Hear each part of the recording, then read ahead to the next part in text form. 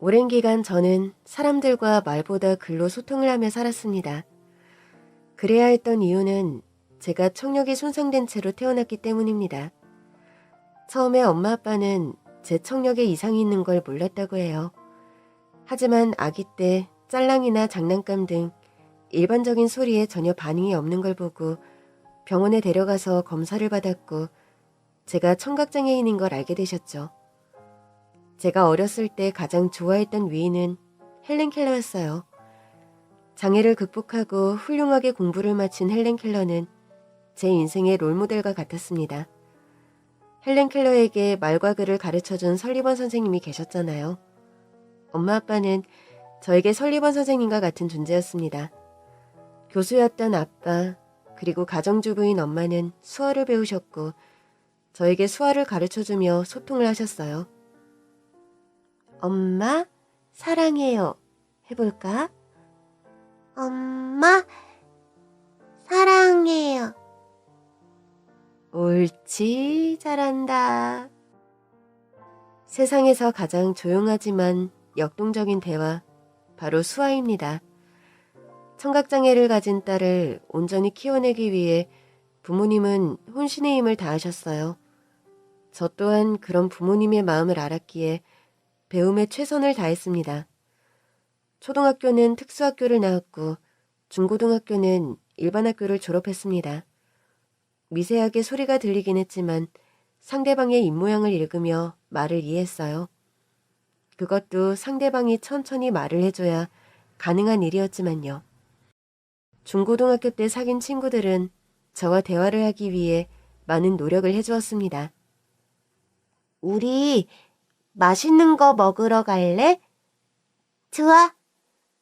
방금 좋다고 한 거 맞지?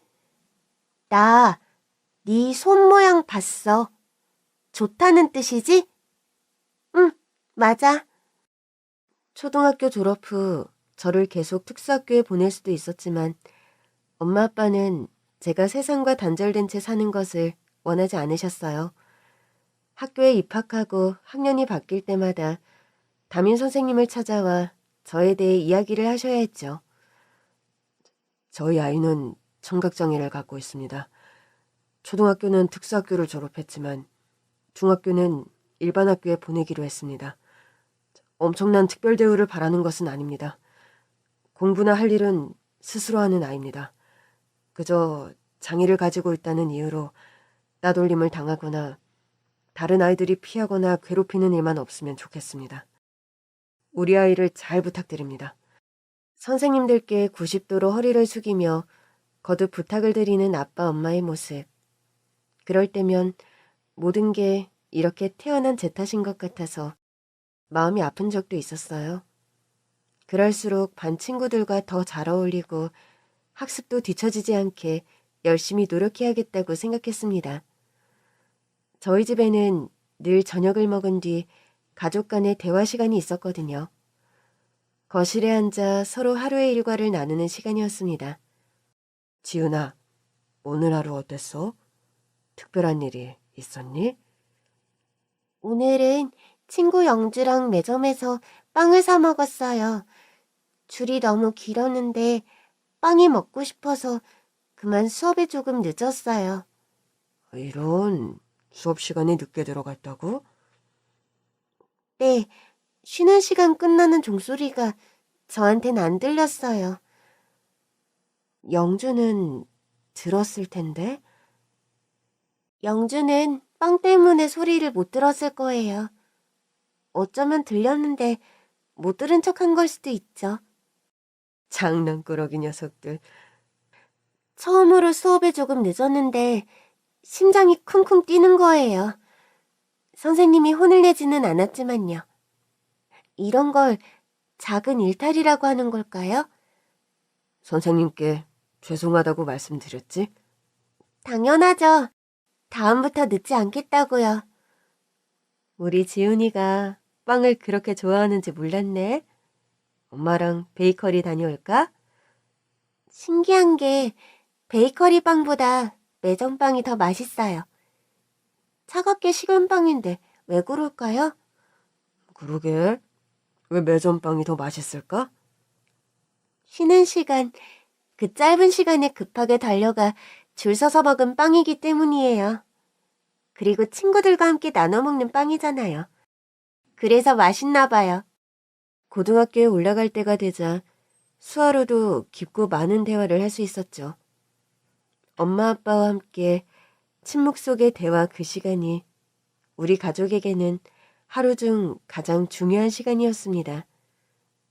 제가 다른 친구들과 함께 어울리며 학교 생활을 하고 있다는 것에 엄마 아빠는 감사하고 행복해 하셨어요. 고3이 되고 다른 친구들 모두 대학 입시에 열중할 때였죠. 저는 교수님인 아빠와 진로에 대해 깊이 이야기를 나눴습니다. 하고 싶은 전공이 있니? 문헌정보학과에 가고 싶어요. 책을 좋아하는 너에게 정말 잘 어울리는 전공이구나. 아빠가 햇살을 머금은 듯한 환한 미소를 지었죠. 저는 제 포부를 당당하게 밝혔습니다. 나중에 도서관에서 일하거나 아니면 문헌 연구하는 일을 전문적으로 하고 싶어요. 오래전부터 가졌던 꿈이에요. 언제부터 그런 생각을 했는데? 초등학교 때부터? 엄마랑 도서관을 정말 많이 다녔잖아요. 저는 도서관이 세상에서 제일 편안한 장소예요. 책을 읽으며 온전히 집중할 수 있는 장소요. 그냥 마음이 편안해져요. 거기서 일하시는 사서분들을 봤는데 책 정리하고 반납 대여해주고 책 찾아주고 그리고 사람이 없는 시간엔 책상에서 마음껏 책을 읽더라고요.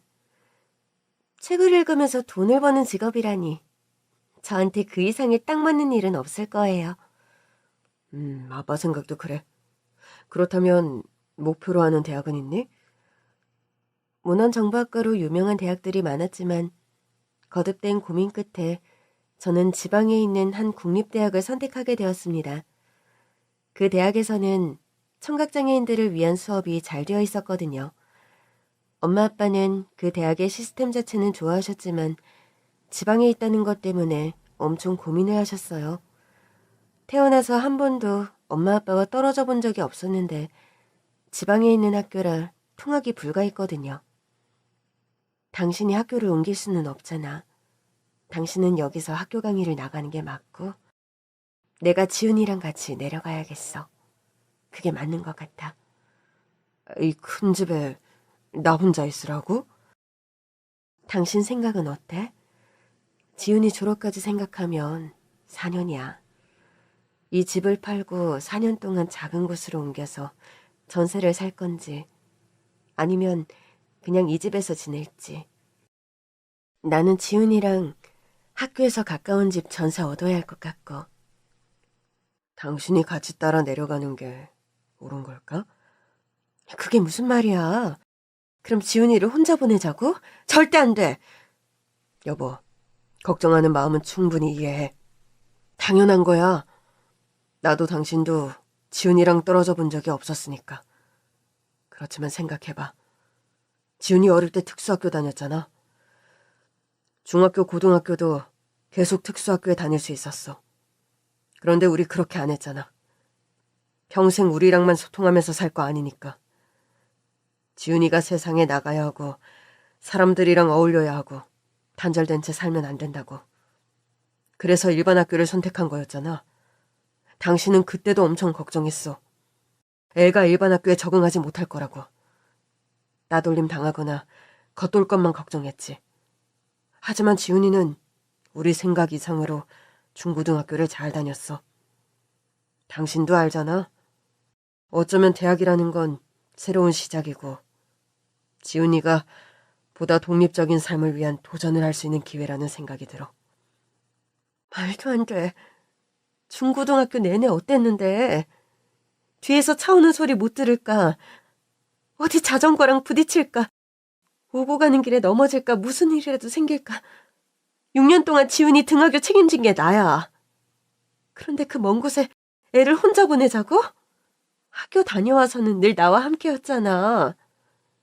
애가 어떻게 혼자 밥을 해먹고 어디를 다니고 그렇게 살 수 있겠어? 지훈이 이제 곧 20살 돼. 성인이라고. 당신이 이러는 거야말로 지훈이를 스스로 아무것도 못하는 어린애로 여기는 거야. 엄마, 아빠, 그만하세요. 전 이미 결정했어요. 저 기숙사 갈 거예요. 엄마가 같이 안 내려가셔도 돼요. 정말이에요. 이 집 팔 이유도 없고 엄마 아빠는 여기서 지내세요. 기숙사는 그래도 자취보다 안전하잖아요. 학교랑 가깝고요. 아빠 말이 맞아요. 태어난 순간부터 지금까지 모든 걸 엄마 아빠와 함께 했어요. 엄마가 걱정하는 마음은 충분히 알지만 이제 혼자 스스로 생활하는 걸 배우고 경험해야 할 때예요. 평생 엄마 아빠 품 안에서 어린애처럼 살 수 없잖아요. 엄마, 너무 걱정하지 마세요. 가서도 열심히 할게요. 매일매일 가족의 대화 시간에 맞춰서 이메일을 보낼게요. 그리고 영상통화도 있고요. 저 정말 잘할 수 있어요. 믿어주세요. 아주 단호한 저의 말에 엄마는 말을 잇지 못하셨고 아빠는 제 어깨를 다독여 주셨어요. 그렇게 지방에 있는 국립대에 입학하며 난생 처음으로 혼자 생활을 하게 되었습니다. 걱정이 되었지만 설레는 마음이 더 컸던 것 같아요. 엄마 아빠의 품을 떠나 혼자 생활하는 삶을 기대하면서요. 저는 차차 낯선 곳에서의 대학 생활에 적응을 해나갔습니다. 대학 수업은 정말 청각장애인들이 수업을 잘 들을 수 있도록 전문적으로 짜여 있었습니다. 그곳에서 하고 싶었던 공부, 원하던 공부를 마음껏 할 수 있었죠. 그리고 그 학교에서 운명과도 같은 사람을 만나게 되었습니다. 사실 그 사람을 처음 본 건 새내기인 1학년 때였어요. 입학과 동시에 행정실 왔다 갔다 할 일이 많았는데 그 사람은 학교 행정일을 하는 사람이었습니다. 안녕하세요. 저 1학년 학생인데 기숙사에 온수가 나오질 않아서요. 어디에 말씀을 드려야 하는지. 안녕하세요. 수화를 써가며 최대한 또박또박 말을 하려 했지만 제 말은 전달되지 않았고 저는 글로 설명을 해야 했습니다. 얼굴을 마주보고 필담을 나누는 거였어요. 학교 특성상 청각장애인 학생들이 있다 보니 그 사람은 그런 일이 익숙한 듯 했습니다. 기본적인 수화 같은 걸 알고 있더라고요. 전공이 어떻게 되세요? 문헌정보학과입니다. 아, 그러시구나. 그럼 도서관 이용 많이 하시겠어요? 네. 도서관에서 찾는 책이나 자료가 없으면 신청도 가능하시거든요. 도서관 담당하는 조교에게 말씀하시면 됩니다. 기숙사 온수 문제는 관리단 측에 이야기를 전하겠습니다. 감사합니다. 학교 생활을 하다 보니 크고 작은 일로 행정실을 찾을 때가 많았고 그 남자는 늘 같은 자리에서 환한 미소를 지으며 학생들의 일을 처리해 주었어요. 그렇게 그냥 오며 가며 인사를 하는 사이였죠. 이거 드세요. 어? 이거 뭐예요? 커피? 네, 공강 시간이 길어서 학교 밖에 카페에 다녀왔거든요. 커피 좋아하시는 것 같아서 제 거 사면서 같이 샀어요. 많은 도움 주셔서 감사합니다. 고마워요. 잘 마실게요, 지훈요. 나이가 저보다 한참이 많아 보이는 사람이었는데 자주 얼굴을 보게 된 뒤에도 깍듯하게 높임말을 쓰며 정중하게 대해줬습니다. 1학년 1학기가 지나고 여름방학 전 부모님이 학교에 찾아오셨어요. 학교 생활이 바빠서 주말마다 부모님을 만나는 건 힘들었기에 오랜만에 보는 거였죠. 학교 구경시켜드릴게요. 우리 지훈이 얼굴이 너무 좋구나. 한 학기 동안 수고했다. 먹는 것도 걱정이었는데 그렇게 요리를 잘하는지 몰랐네. 기숙사 방에서는 아주 간단한 것만 먹을 수 있는데도 잘 지내는 거 보니 마음이 놓인다. 엄마, 아빠, 여기는 제가 제일 많은 시간을 보내는 도서관이고 저기는 산책로가 잘 되어 있어서 공강 시간에 저기를 자주 가요. 한창 들떠서 부모님과 학교 안을 걷고 있었는데 그 행정 직원을 마주쳤습니다. 안녕하세요. 안녕하세요, 지훈 양. 이제 방학이네요. 한 학기 동안 수고했어요. 수화로 인사를 먼저 했는데 그 사람도 수화로 인사를 한 뒤 수화 동작과 함께 천천히 말을 한 다음 우리를 지나쳐 갔어요. 친절한 그 사람을 보며 엄마 아빠도 흐뭇해하셨어요. 저분은 누구? 학교 행정 직원분이셔. 보니까 수화를 곧잘하는 것 같던데. 아무래도 이 학교에 나 같은 학생들이 많으니까 직원분들 중에 수화하실 수 있는 분들이 있더라고. 그렇구나. 역시 학교 참 잘 선택했다. 지은아, 이제 기숙사 가서 네 짐 챙기자. 근처에서 점심 먹고 집으로 가면 되겠다. 오랜만에 집이라 좋지? 그럼요. 집은 언제나 가장 포근하고 안전한 장소잖아요. 기숙사 방에서 혼자 있다 보면 문득문득 우리 집, 내 방, 가족 회의를 하던 거실, 우리 집의 여러 공간을 생각했어요. 그립더라고요. 다행이구나. 혼자 지내는 게 너무 좋아서 방학 때 집에 안 온다고 하면 어쩌나. 아빠는 걱정을 했지 뭐니? 방학 동안은 엄마 밥 많이 먹고 우리 여행도 가고 시간 보내자. 좋아요. 아빠 학교는 방학했어요? 그럼 아주 기말고사 채점하느라 너무 바빴는데 방학해서 한숨 돌렸지. 방학은 가족과 함께 보내야지. 아빠 차를 타고 서울에 있는 집에 갔고 방학을 쭉 집에서 보냈어요. 그리고 2학기 시작과 함께 돌아온 학교. 이제 기숙사 방도 내 집인 것처럼 편하더라고요. 적응을 무척 빨리 했습니다. 그렇게 방학 때는 본가, 학기 중에는 기숙사 생활을 반복하며 열심히 공부를 했어요. 친절한 행정직원과는 계속 그냥 인사하며 가끔 커피나 간식을 챙겨주는 그런 사이였는데 대학교 3학년 때 결정적인 사건이 일어났습니다. 늦은 시간까지 도서관에서 공부를 하다가 기숙사로 걸어가는 길이었어요.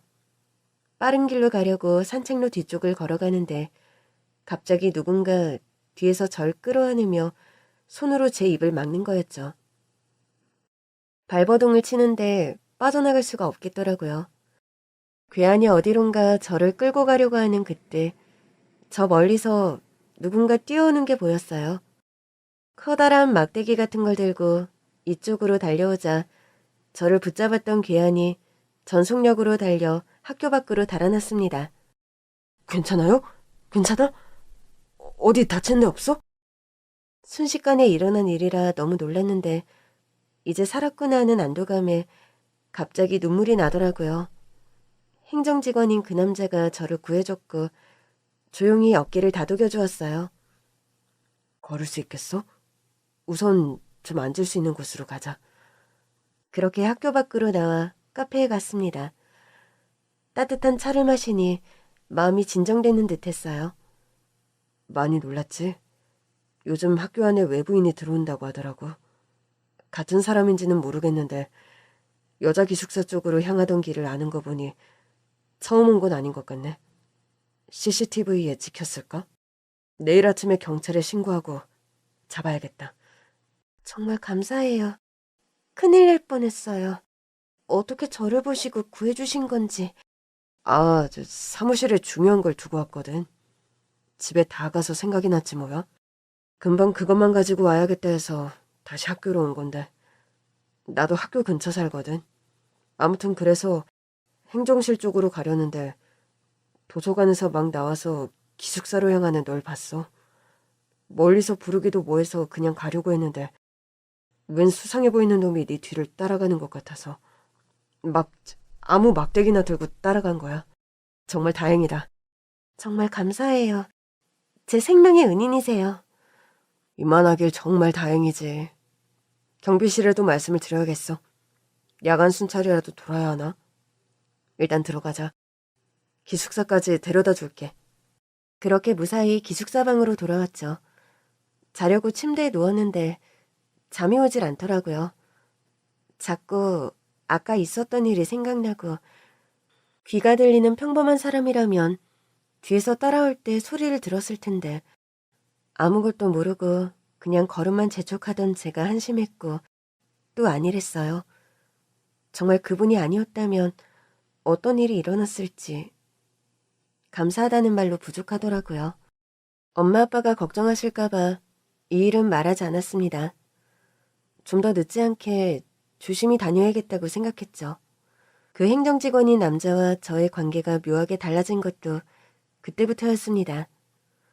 거의 2년을 넘게 받고 성품이 좋은 사람이라는 것은 알고 있었는데 그런 사건까지 생기니 믿음직스럽고 의지를 하게 되더라고요.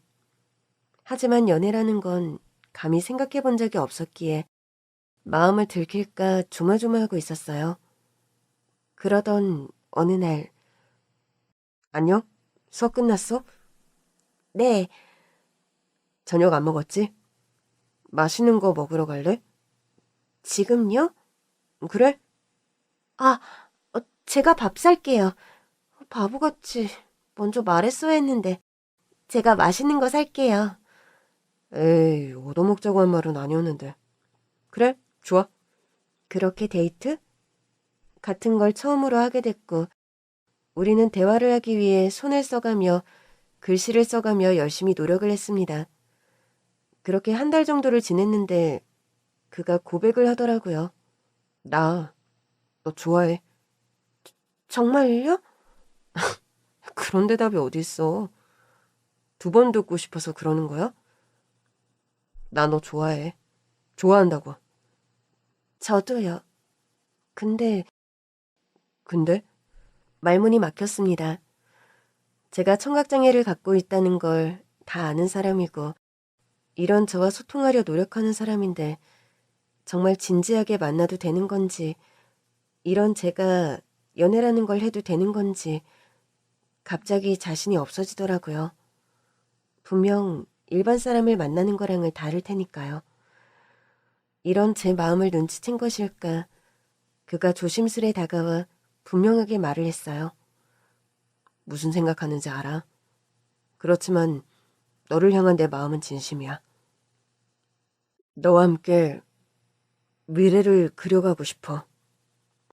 조용히 고개를 끄덕였고 그날로 우리는 연인이 되었습니다. 나중에 알았지만 저는 그 사람의 나이도 몰랐어요. 당연히 제가 학교 입학했을 때부터 행정실에서 일을 하고 있었으니 나이가 많겠구나 했는데 이 사람이 동안이었던 건지 생각한 것보다 나이가 많았어요. 9살이나요. 20대와 30대, 앞자리가 달랐죠. 그래도 제 있는 모습 그대로를 사랑해주는 사람이었고 저에게 처음으로 마음을 표현한 사람이었습니다. 1년 정도 연애를 하는 동안 부모님께는 말하지 않았어요. 그 뒤 졸업을 했고 저는 취업 준비도 해야 했고 서울 본가로 떠나야 했죠.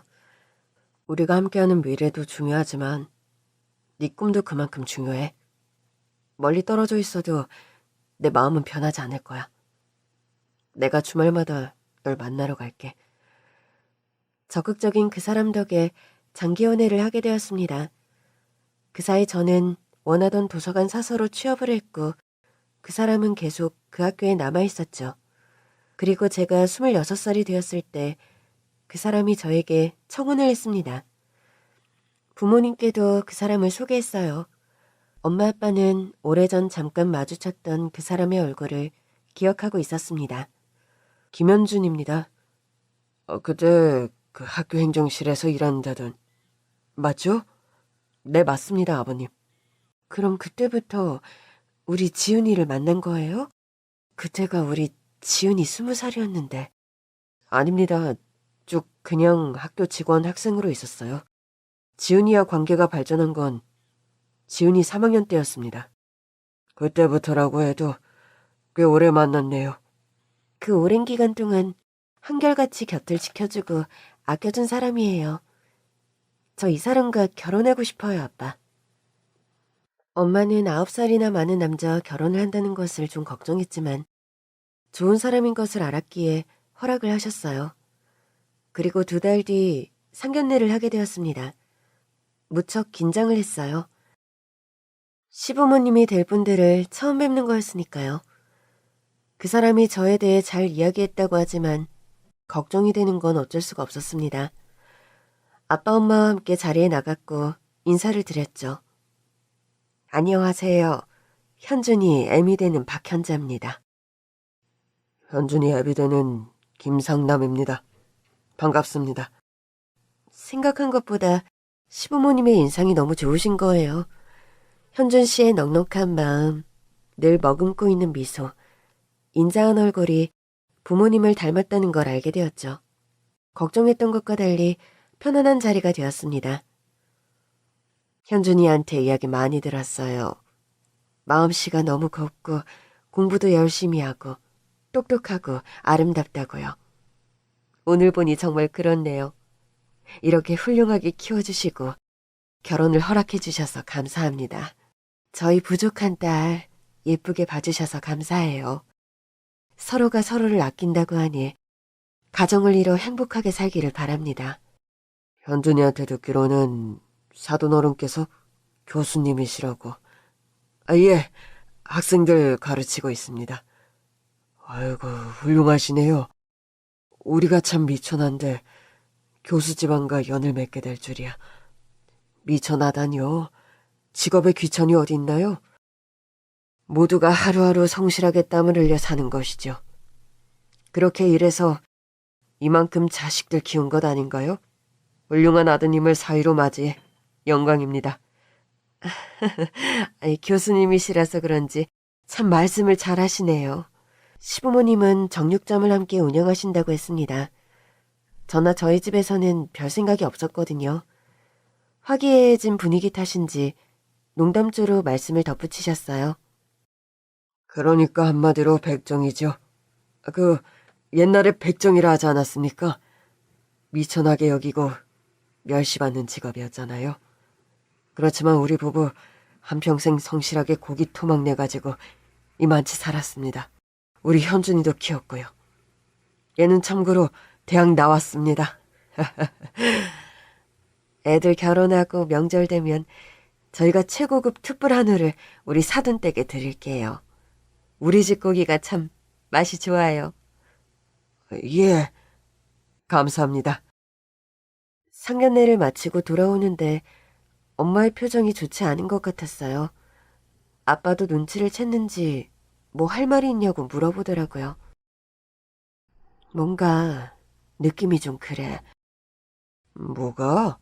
가식 없고 솔직한 분들 같은데. 그렇게 느꼈어? 그냥 솔직하다기엔 뭐랄까 좀... 당신 사돈댁 직업 듣고 그런 편견을 갖는 거 아니야? 당신이 그런 사람이었어? 여보, 왜 화를 내고 그래요? 직업 때문에 그런 게 아니야. 나도 당신처럼 직업에 귀천이 없다고 생각하는 사람이에요. 좀 경우가 없는 것 같아서 그러지. 직업 때문이 아니라 좀 천박함이 느껴져서 그래서 그래. 스스로 말씀들 하셨잖아. 많이 못 배우셨다고. 그래도 열심히 일해서 아들 잘 키웠는데 그걸로 충분하지. 무엇보다 지훈이 마음이 제일 중요하고. 아빠가 다른 때와 달리 완고하게 말씀을 하시자 엄마는 더 뭐라 말을 하지 못하셨죠. 그렇게 결혼식을 했고 신혼집은 시댁과 친정 중간에 얻었어요. 남편은 결혼 전부터 이직을 계속 준비했고 지방대학에서 서울로 일터로 옮겼습니다. 그렇게 신혼생활을 하게 되었죠. 시어머님은 음식 솜씨가 훌륭했습니다. 너무 자주는 아니지만 한 달에 한 번은 꼭 집에 와서 밥을 먹고 가라고 하셨는데 부담스럽게 생각 안 하고 오히려 감사하게 생각했습니다. 결혼한 지 1년이 되었을 무렵 남편이 조심스럽게 말을 하더라고요. 나는 사실 아이를 무척 좋아하거든. 어? 결혼 전에도 이야기 나눴잖아. 어느 정도 신혼을 즐긴 뒤에 아이를 갖자고. 우리 결혼한 지도 1년 다 되어가는데 혹시 아직 생각 없어? 하긴 네가 아직 27살이니 어떻게 보면 젊은 거고 또 어리기도 하지. 요즘 사람들 다 결혼 늦게 하고 아이도 늦게 낳는 추세니까. 근데 내가 너보다 나이가 많잖아. 나는 체력 좋고 늙기 전에 아이랑 열심히 놀아주는 아빠가 되는 게 꿈인데. 사실 제가 아기 낳는 걸 망설이는 이유는 따로 있었어요. 혹시나 태어날 아기가 저처럼 청각장애를 갖고 태어나지 않을까 걱정이 되었던 것입니다. 물론 저희 부모님은 그렇지 않지만 이런 게 혹시 유전이라도 될까 하는 생각에 두려웠어요. 청각장애를 갖고 태어난다고 해도 전 누구보다 제 아이를 사랑으로 키울 자신이 있었어요. 저희 부모님이 그랬던 것처럼요. 그렇지만 남편이 그게 감당이 될지 또 시부모님은 괜찮을지 이런 걸 생각 안 할 수가 없더라고요. 그렇게 남편과 확실하게 이야기를 맺지 못하고 시간만 보내고 있었는데 어느 주말 시어머님께서 밥을 먹으러 오라고 하더라고요. 네 생일이잖아. 엄마가 생일상 직접 차리셨대. 그러고 보니 결혼하고 첫 생일이구나. 그러니까 작년 생일은 결혼 전이었고 그래서 엄마가 신경을 많이 쓰셨어. 질 좋은 고기도 잔뜩 챙겨주셨다고 하던데. 감사함과 기대하는 마음으로 시댁에 갔어요. 정말 상이 휘어질 듯 생일상을 차린 걸 보고 너무 놀랐습니다. 미역국에 갈비찜에 전복구이에 잡채. 이 음식을 다 하셨다니 서둘러서 감사함을 표현했습니다. 그때 시부모님이 다가와 제 손을 잡으시며 말씀을 하셨어요. 널 위해서 우리가 수화를 배웠어. 그렇게 말하며 시아버님과 함께 수화로 넌 내 딸이야 라고 말을 해주었습니다. 정말 그 자리에서 펑펑 눈물을 쏟았어요. 그 어떤 선물보다 귀하고 감동적인 선물이었죠. 맛있게 밥을 먹고 집에 와서 남편에게 말을 했어요. 우리 아기 낳자. 아기 갖도록 노력하자. 정말이야? 응, 나도 그러고 싶어. 나도 아기를 좋아해. 그 생일상을 받은 날 또 시부모님께서 수화로 저에게 넌 내 딸이야 라고 말씀하신 걸 보며 이런 남편 또 이런 시부모님이라면 아이를 낳아도 되겠다는 확신이 들었어요. 설령 태어날 아기한테 어떤 장애가 있더라도 가족 모두가 도우며 아이를 잘 키워낼 수 있다는 생각이 들었거든요. 그때부터 영양제도 잘 챙겨 먹고 아기를 갖기 위해 노력을 했습니다. 어느 날 퇴근을 했는데 도서관 앞에 아빠가 찾아오셨어요. 아빠, 어쩐 일이에요? 연락도 없이. 우리 딸. 근처 지나가다가 들렸어. 정말? 엄마는요? 네 엄마는 집에 있지. 우리 딸 얼굴 보니까 좋다. 갑작스럽게 미안한데 잠깐 아빠한테 시간 좀 내줄 수 있니? 그럼요. 남편한테 아빠를 잠깐 만난다고 연락을 했어요. 저녁 먼저 먹으라고요. 아빠와 둘이 외식을 하는 건 참 오랜만인 것 같았습니다. 임신 준비를 하고 있다는 걸 알았기 때문에 건강하고 맛있는 한 끼를 먹자고 하셨죠. 그런데 아빠가 자꾸 할 말이 있는 것처럼 안절부절 못하더라고요. 아빠, 지나가다 그냥 들린 거 아니죠? 무슨 일 있어요? 말해보세요. 그러자 아빠가 덥석 제 손을 잡더니 갑자기 눈물을 흘리는 거예요. 무슨 일인지 생각할 겨를도 없이 곧장 저에게 말을 했습니다. 아빠가 잘 아는 교수님 한 분이 있어. 우리나라에서 제일 좋은 대학병원에서 일하고 계시거든? 그런데요? 어쩌면 너, 우리 지은이 이제 들을 수 있을 거래. 네? 그게 무슨 말이에요? 얼마 전 교수님 만날 기회가 있었는데 나한테 따로 말씀을 하셨어. 지은이 네가 청력 수술을 받으면 좋겠다고. 의술도 많이 발전했고 선천적이긴 하지만 미세하게 소리를 들을 수 있잖아. 위험 부담도 적고 성공 확률이 높은 수술이래. 지은아, 수술 받자. 그 교수님이라면 믿을 수 있어. 잘 되면 이제 세상의 수많은 소리들을 들을 수 있을 거야. 그게 정말이에요? 소리를 들을 수 있다니 정말 가슴이 두근거리고 너무 기뻤어요. 아빠와 함께 수술 날짜를 논의했고 저는 집으로 돌아갔습니다. 남편에게 당장 말하고 싶은 마음이 굴뚝 같았지만 말을 하지는 않았습니다. 수술이 잘 되면 서프라이즈로 깜짝 놀라게 해주고 싶었거든요. 또 한편으로는 성공 확률이 높은 수술이라고 했지만 만약 실패한다면 괜히 기대감을 갖게 하는 게 좋지 않다고 생각했죠. 그래서 남편에게는 3주 뒤 친정 부모님과 여행을 다녀오겠다고 말을 했습니다. 나도 같이 가면 안 되는 거야? 이번 여행만 한 번만 봐줘. 엄마 아빠 결혼 기념일이라 원래 두 분이 가시기로 한 건데 그렇게 됐어. 대신 우리 다음에는 어머님 아버님 모시고 여행 다녀오자. 괜찮지? 알겠어.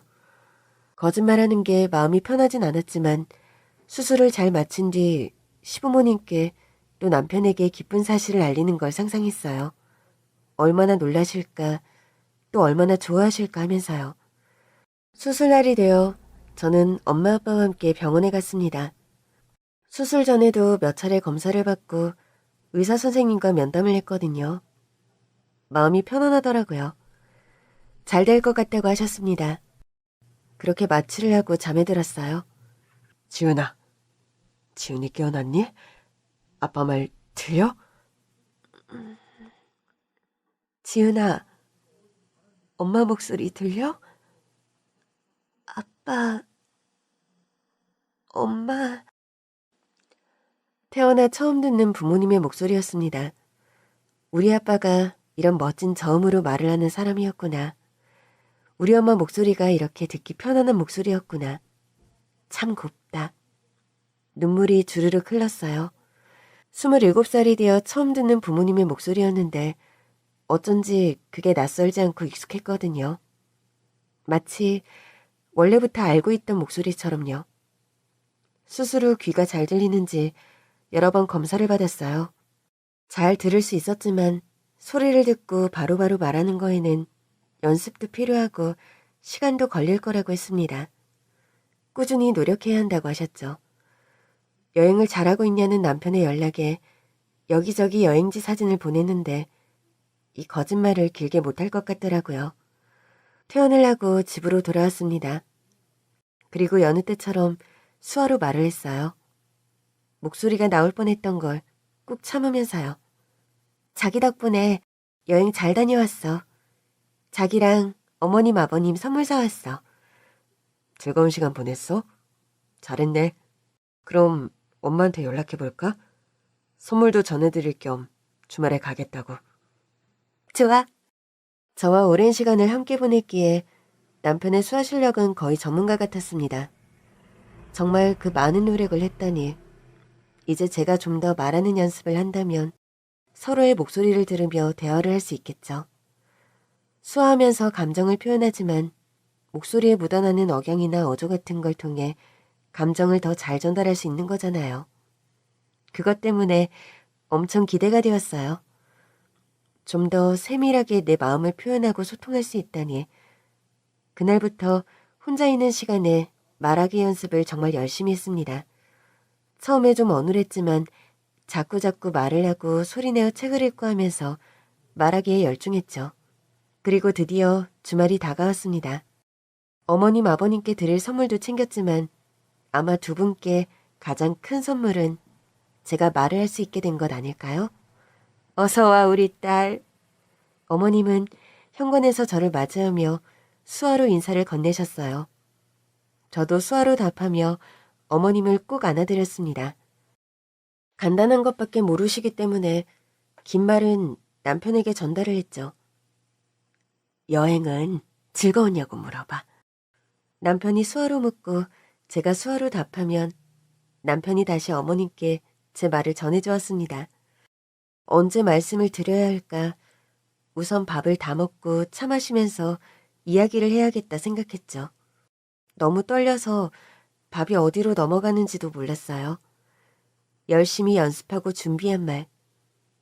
어머님, 아버님, 큰 사랑으로 저를 아껴주셔서 감사해요. 딸처럼 생각해주셔서 감사해요. 저도 사랑해요. 밥 먹으며 내내 이 문장을 생각했습니다. 식사를 마치고 그릇 정리를 도우려고 부엌으로 향하는데 뒤에서 어머님이 남편을 큰 소리로 부르며 말을 하더라고요. 얘 현준아, 너 저번에 내가 말한 거 생각해봤니? 아, 그거요? 그래, 내가 네 엄마랑 좀 알아봤는데 저거 저 안 들리는 귀머거리 유전될 수도 있단다. 저 귀도 안 들리던 애 하나 있는 것도 벅찬데 지 엄마 닮아서 똑같이 안 들리는 애가 태어나면 너 그거 어떻게 감당할 거냐? 어? 임마, 너 자신 있어? 네 아버지 말 틀린 거 하나 없다. 너야 이제 수아로 쟤랑 이야기 곧잘 한다지만 난 내 손주랑도 수아로 돼야 하는 꼴은 못 보겠어. 못해! 손이 떨렸습니다. 지금 무슨 말을 하는 거지? 너무 또렷하게 들렸거든요. 몸이 굳어서 움직일 수도 없었는데 그 다음 하는 말은 더더욱 놀라웠어요. 우리 백정 집안에서 명망 높은 교수집이랑 사돈 맺었으니 됐다. 아주 그냥 그거 하나만으로도 성공한 거지. 교수 딸의 귀까지 멀쩡했으면 얼마나 좋아. 그런 여자가 저랑 결혼을 왜 해요? 내가 나이도 9살이나 많고 늙었는데. 그렇다고 뭐 집안 수준이 맞기라냐. 안 들리기는 해도 어쨌든 교수 딸이잖아요. 얼굴도 뭐 저만하면 괜찮고요. 근데 엄마, 진짜 걔 데려오라는 거예요? 그래. 어차피 귀 안 들리는 애가 애를 낳으면 걔도 똑같이 청각장애일 거야. 너네 1년간 잘 살았고 쟤도 너를 믿고 신뢰하잖아. 새로 낳을 생각 말고 있는 애나 데려와라. 쟤한테 잘 말해봐. 네 아들 친자식으로 삼아서 잘 키우자고. 걔는 귀머거리 아니니까. 혹시 아니? 쟤가 더 좋아할지. 너 사랑한다며. 그럼 네 핏줄인 애도 사랑하겠지. 쨍그랑. 손을 부들부들 떨다가 그만 그릇을 떨어뜨리고 말았어요. 잠시 정적이 흘렀고 조금 전과는 전혀 다른 톤, 다정한 목소리로 어머님께서 달려오시더라고요. 아유 어머니나, 아유 우리 딸 안 다쳤어? 어쩐 일로 네가 이런 실수를 다하니? 괜찮니? 괜찮아? 아유 맞다. 내 정신 좀 봐. 어차피 이거 다 못 듣지? 너무 빨리 말해가지고. 괜찮아? 안 다쳤어? 남편이 수화를 하며 제 손발을 살피고 바닥에 유리 조각을 치우는 그때 저는 정말 온 힘을 다해 소리를 지른 뒤 또박또박 말했습니다. 당신들 뭐 하는 사람들이야? 뭐? 누굴 데려와? 아들? 핏줄? 미쳤네, 미쳤어. 나 절대 가만히 안 있어. 절대 용서 못해. 어안이 벙벙해 멍하게 있던 남편과 시부모가 경악한 얼굴로 서로를 바라보더군요. 뭐야? 쟤 들려? 쟤 말할 줄 알아? 다 들은 거야? 이 며느라, 너 우리 말 들리는 거냐? 자기야, 지금 말한 거야? 자기 입으로 말한 거야? 언제부터? 저를 붙잡는 남편을 뿌리치고 달려나와 택시를 탔습니다. 동숭동으로 가주세요. 예. 뒤따라온 남편의 모습이 멀어져 갔죠. 눈물이 쏟아지더군요. 모멸감과 배신감에 정말 치가 떨렸습니다. 아가씨, 무슨 일 있어요? 여기 휴지, 이거 받아요. 감사합니다. 아유, 뭔 일로 이렇게 울면서 택시를 타고 그래? 울지 마세요. 살다 보면 이런 일도 있고 저런 일도 있는 건데. 아유, 젊은 아가씨가 그렇게 슬프게 우니 나도 마음이 안 좋네요. 우리 딸이랑 비슷한 나이 같은데. 동숭동이 어디예요? 어디로 가는 거예요? 집이요. 엄마 아빠 집이요. 그래요. 내가 잘 모셔다 드릴게요. 기사님의 따뜻한 위로가 감사했어요. 그치만 진정이 되지 않더라고요. 엄마 아빠를 보는데 다리에 힘이 풀려 그만 주저앉고 말았죠. 지훈아, 무슨 일이야? 어? 너 왜 그래? 무슨 일이야? 수술한 곳이 아파? 아니, 다시 안 들려? 왜 그래? 아빠, 나 정말 너무 힘들어. 이렇게까지 나를 기만하고 나뿐만이 아니라 엄마 아빠까지. 나 절대로 용서 못해. 아빠와 엄마 앞에서 모든 걸 털어놓았습니다. 점잖던 우리 아빠. 아빠가 그렇게 화를 내시는 건 태어나서 처음 봤어요. 당장 전후 사정을 알아야겠다며 뭘 알아야 제대로 고소를 하든 말든 한다며 길길이 날뛰고 있을 그때 초인종 소리가 들렸습니다. 인터폰을 확인해보니 남편과 시부모가 찾아왔더라고요. 사돈어른, 사부인, 저희 잠깐 이야기 좀 해요. 지훈아, 얘 며느라 안에 있지? 저 오해가 있어서 우리가 설명하러 왔어요. 얼굴을 보는 게 너무 싫었지만 엄마 아빠가 함께 있었기에 안심이 되었습니다. 고개를 끄덕이자 엄마가 문을 열어주었고 시부모 남편은 잔뜩 움츠려서 빌빌거리며 들어오더라고요. 다 들었습니다. 오해가 아닌 것 같은데요. 장인어른, 장모님, 제가 죄인입니다. 잘못했어요. 제가 다 사실대로 말하겠습니다. 갑자기 덥석 무릎을 꿇더니 눈물을 흘리며 지난 일을 털어놓더라고요. 사실 제가 젊었을 때 사고를 쳤어요. 예, 맞습니다. 어떤 여자랑 동거를 했고 아이가 태어났습니다. 근데 제가 그때 너무 어렸어요. 결혼 생각도 없었고 아이 키울 생각도 없었거든요. 그래서 제가 책임을 안 지고 그냥 묻어두고 이렇게 살았습니다. 잘못했습니다. 지은아, 자기야 미안해. 용서해줘. 책임을 안 졌다는 말이 무슨 말이야? 미혼모로 내버려두고 아빠도 모르는 애로 자라게 했다고? 예, 정말 실수였고 후회합니다. 어떻게 그런 일을 할 수가, 또 그런 걸 숨길 수가 있나? 우리 아들이 돈은 줬어요. 아니, 내가 그 소식을 듣고 진작에 돈 주면서 없던 일로 하자고, 우리는 책임 못 진다고, 낳을 거면 혼자 낳아서 혼자 키워야 한다고 병원에 가자고 그랬다니까. 그치, 연준아? 네가 그랬지? 병원까지 같이 갔어요, 제가. 근데 그 여자가 도저히 안 되겠다고 그냥 낳겠다고 하더라고요. 우리가 낳으라고 한 것도 아닌데 그게 무슨 말입니까? 성인인데. 저지른 일에 책임을 졌어야죠. 누구 하나 책임을 안 지고 그럴 수가 있습니까? 돈은 서운하지 않게 챙겨줬어요. 잘 키우라고. 대신 연락하지 말라고 그랬는데, 아유, 내가 이럴 줄 알았어. 이게 다 당신 때문이야. 뭐?